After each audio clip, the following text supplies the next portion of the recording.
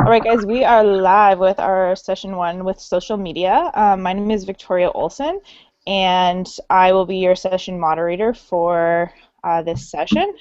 So what we're going to do really quick, our session's on social media in the classroom, and we're just going to go across and introduce everybody. So I'll just tell you a little bit about myself. I'm a grade 3-4 teacher. I currently work in Langley, British Columbia at West Langley Elementary School. I'm also a part-time ed tech coach, so I work 20% of my job working side by side with teachers to help them with technology in the classroom. So I will jump over to Robin, who is beside me, so she can get started with her intro. Hi, I'm Robin. I teach in Surrey, British Columbia, not far from Victoria. I teach grade 4-5 at Green Timbers Elementary, and I do that full time. I'm also involved in a lot of district projects, and I helped to organize Edcamp 36 last summer. Glad to be here. Awesome. Nicole? Hi, can you guys hear me? Yes. Okay, good. I was worried about my mic. I'm from Southern California. I teach third grade in Santa Ana. I also teach part-time at Chapman University. I teach the ed tech course for credential candidates. Awesome. Okay, we'll jump on over to Melissa, please. Hi, I'm Melissa Emmer. I'm a pre-K-12 principal in Shelburne, Wisconsin, and I have a social media intern, and we're on. Can you guys hear her? Melissa, we're having a hard time hearing you. I don't know if your volume's down or your mic's not. I'm not sure. That's better. Are you muted? Mm-hmm. She is. Okay, there's a button at the very top of your Hangout that might be pushed down red. If you just hover your mouse over the top of the Hangout, there's a mute microphone button. I can kind of hear you though, so like it's just not. She needs to get closer to her mic. No. Okay. We can hear you like the tiniest bit. I think there's a delay. I'll come back. Okay. We'll keep moving along so she can kind of sort that out. Janet, we'll get you to introduce yourself. Good deal. My name is Janet O'Hara, and I live in Grand Forks, North Dakota. I'm an applied technology coordinator for our regional education agency, and I serve about 20 schools in northeast North Dakota, which is right along the Canadian border. Cool. David, your mic is muted. I can tell just by looking there. If you unmute it, yeah, there you go. And if you could introduce yourself. Can you hear me? Yes, we can. Perfect. I'm David Friedman. I am a principal in Las Vegas, Nevada. I used to be a computer strategist prior to being a principal. I'm just looking to learn. Excellent. Okay, let's move over to Adam, please. Hi, my name is Adam, and I'm a principal, a high school principal in Orinda, California. And we've recently implemented one-to-one iPads, and we're starting to move towards Chromebooks as well. Awesome. Okay, so we are all here because of social media in the classroom, so maybe it'd be a good idea for us to start with some key questions, things we're looking to do. I use social media extensively in my classroom too, so I'll try to be as good of a resource as possible for everyone. Oh, Melissa, are you back? I don't know. Can you hear me now? We can hear you, but you're super quiet. Is your volume on your headphone thing, Jack? Try that. Yeah, try turning your volume up a little bit. I'm trying. No, but right on your headphone set. Like this piece. Can you hear me now? A little bit. Yeah, it's really quiet. I'll keep trying. Okay, well let's just go with the session then, guys, and then we can get her sorted out in a sec. So maybe we can start with some key questions, things that people are wondering about social media in the classroom, and how to best utilize it to help students.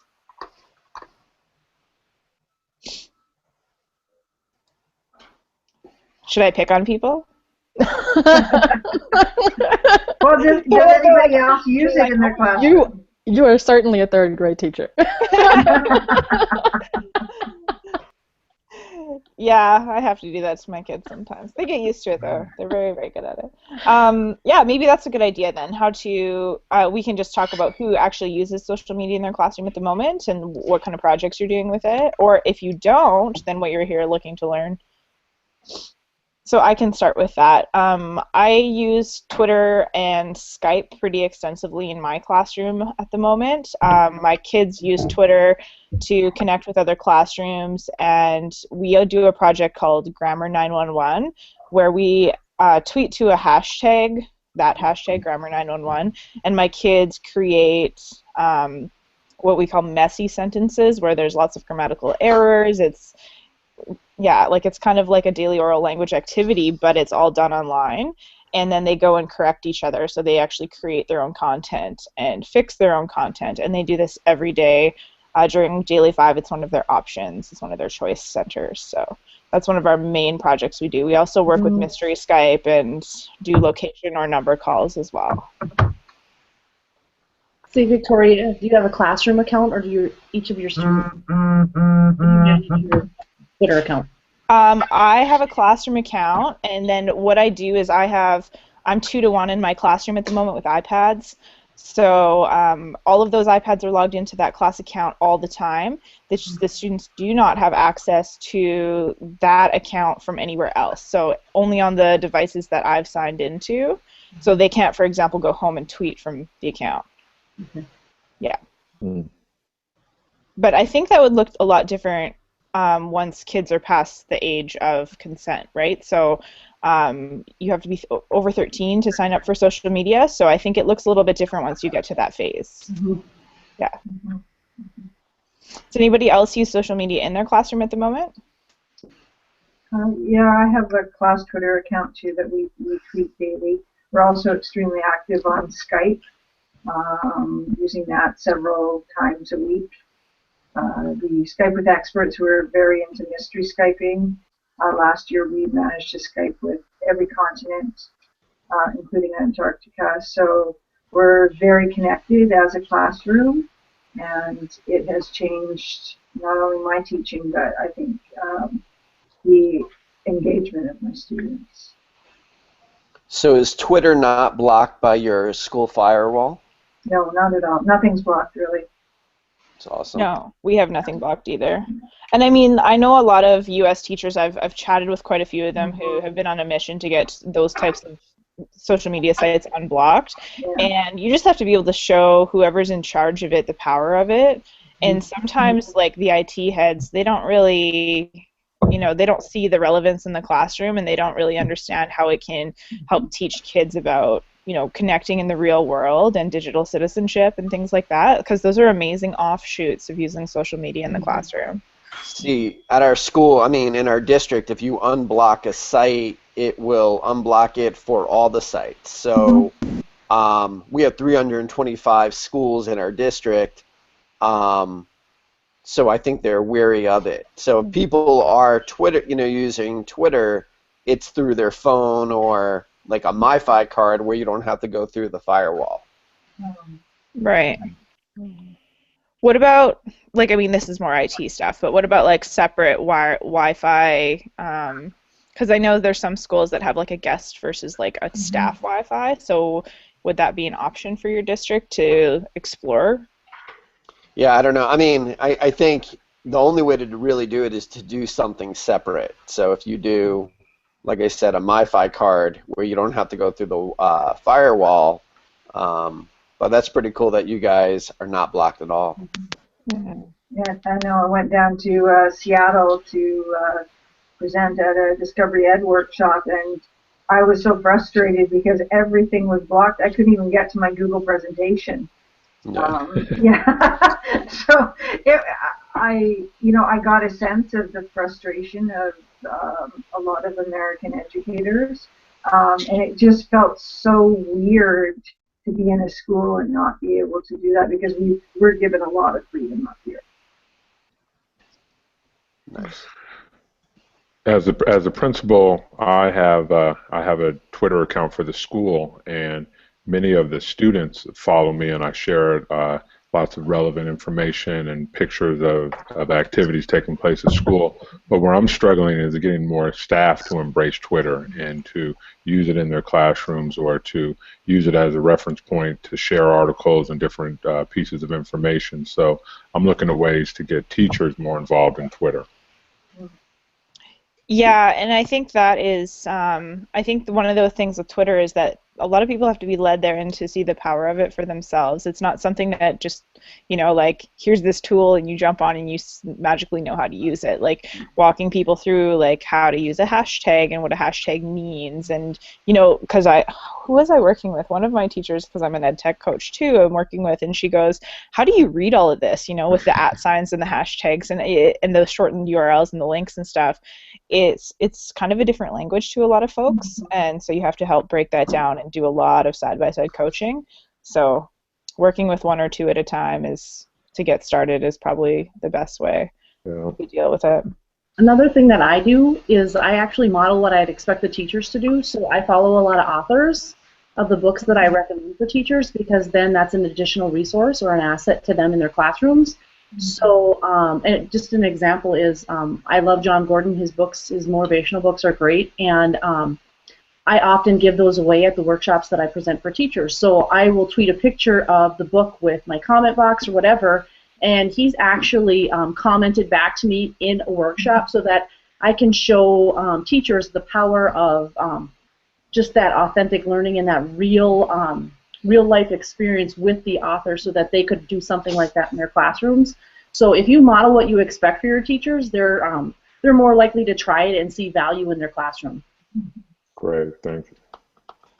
Yeah. Oh, sorry, go ahead. I was going to say, Adam, what I do is I'll post some great resources for teachers, and they'll be like, well, where is it? And then I'll post them the link to my Twitter. So I said, if you want that, you know, go to, you know, the Twitter account. And so I start like kind of leading them that direction, where I'm posting most of my resources and things that I find from my PLN up on my Twitter account. Great. But they can't get to it from school, so that kind of stinks. Right.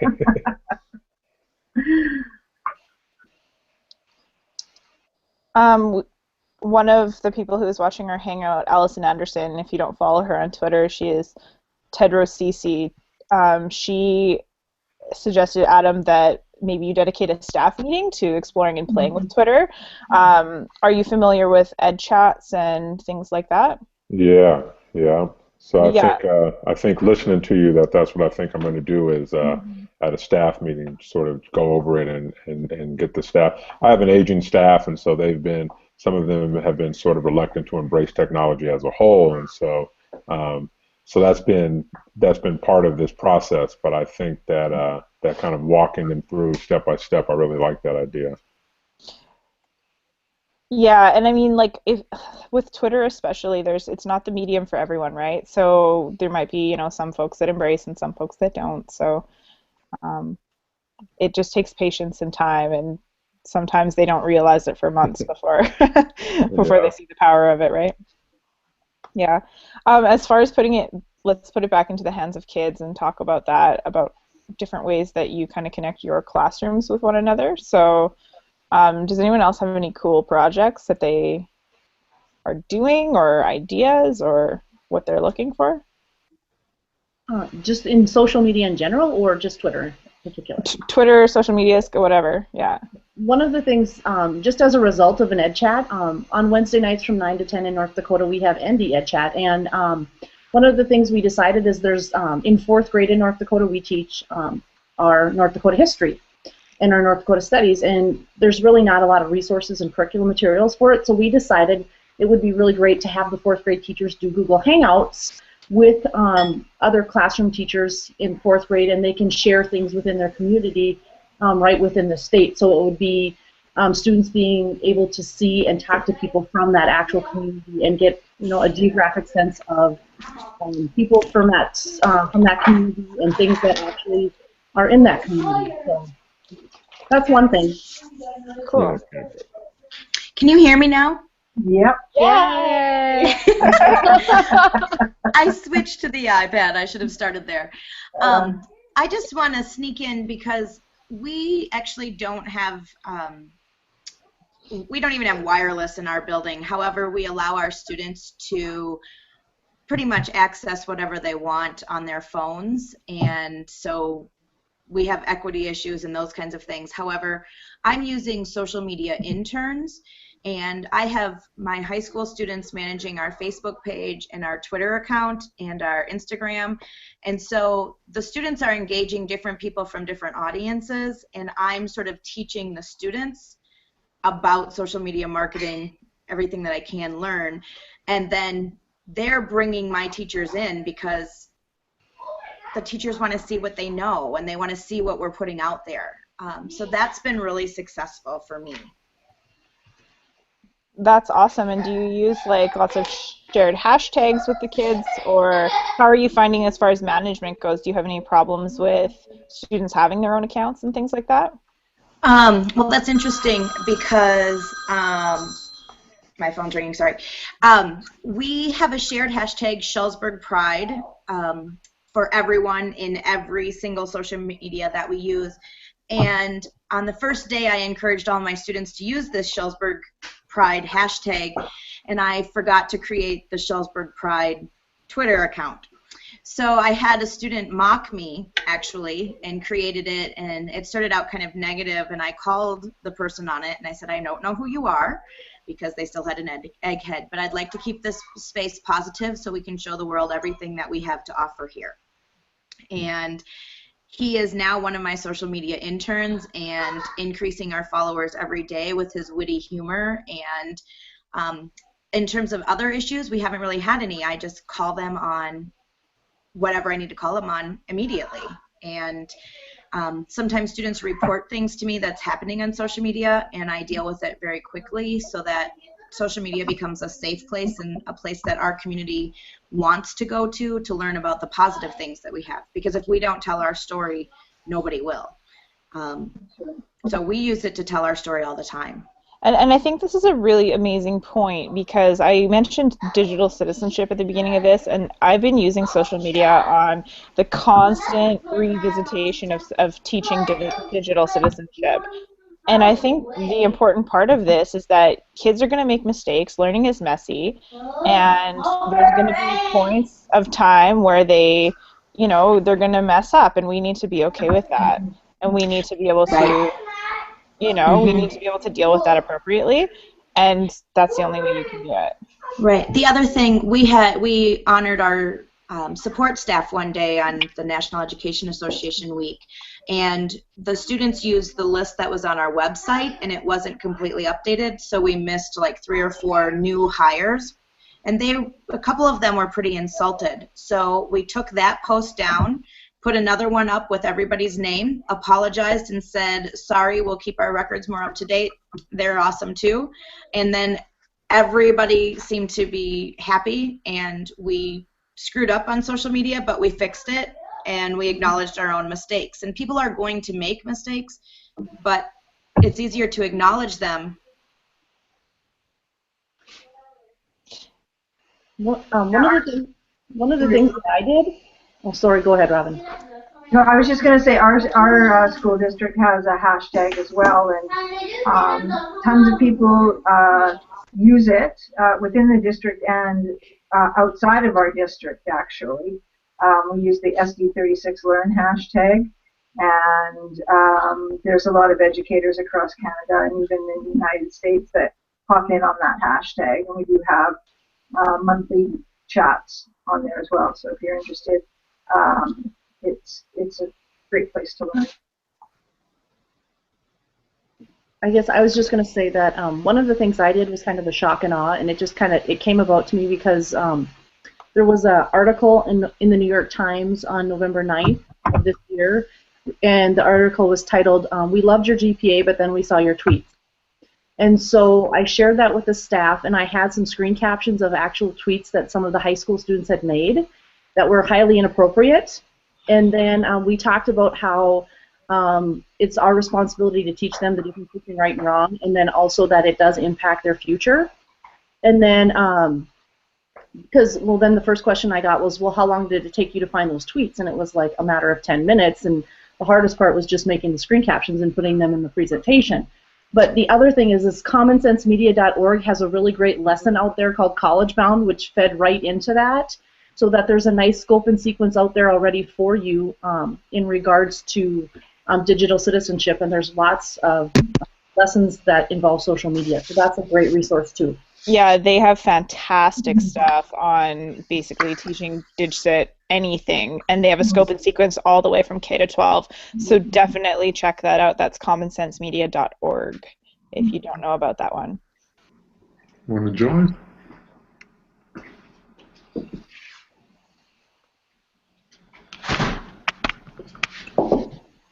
All right. We have 5 more minutes, guys. So does anyone have any other... Oops. Hang on a second, Melissa. I have muted you because we could hear your kids, and I couldn't hear anybody else, but now I can't unmute you. Oh, way to go. Yeah, I know.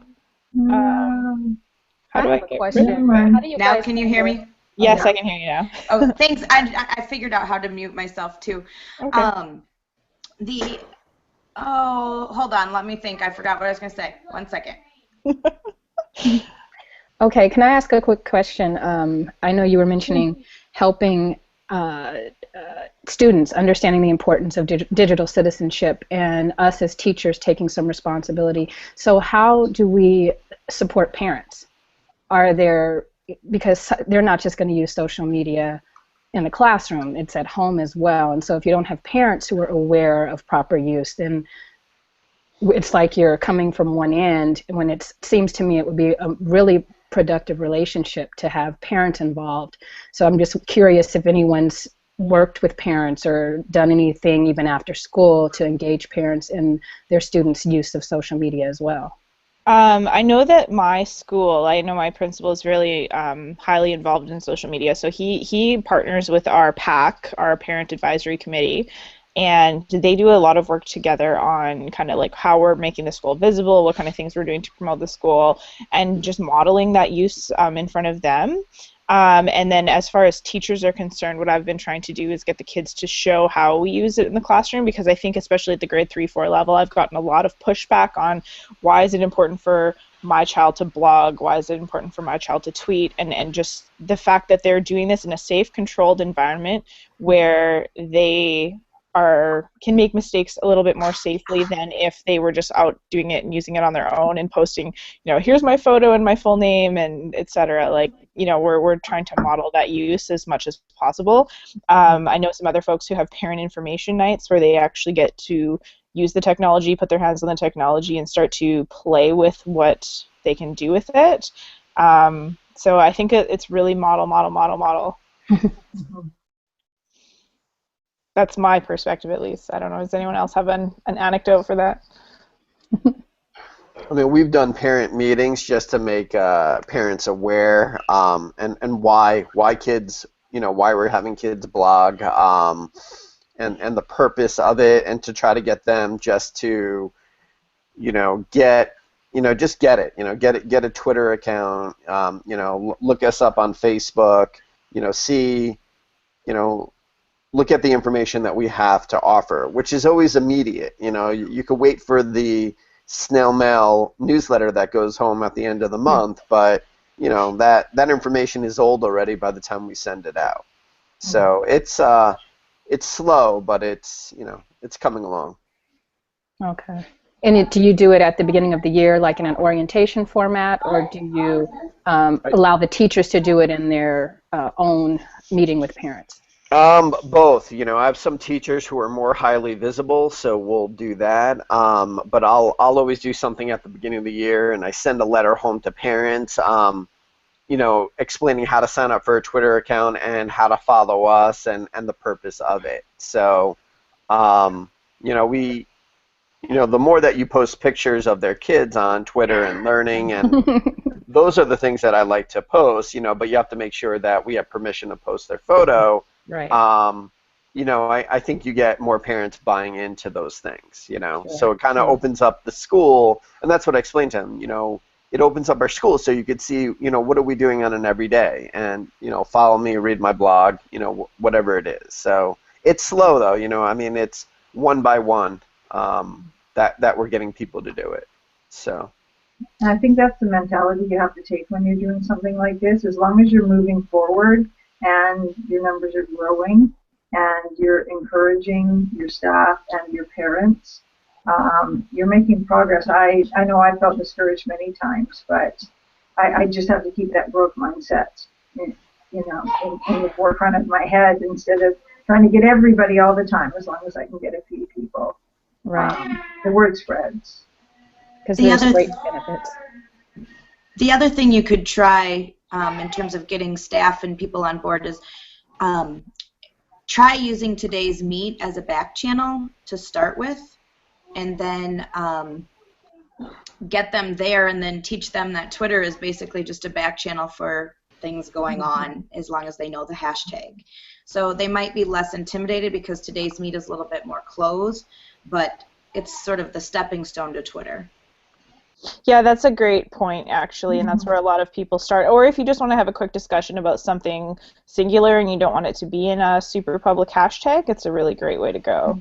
And you don't have to have an account, too, which is really nice. Okay, we need to wrap up, guys. We are being told to shush.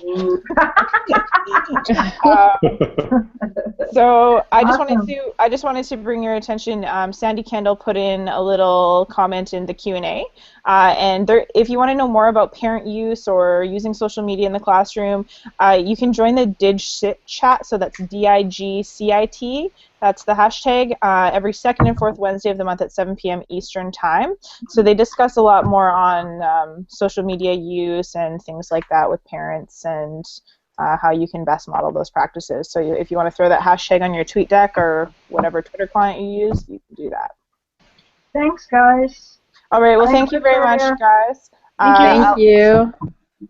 Have fun in your second session. Bye-bye. You too. Thank you, Victoria. Take care, everyone.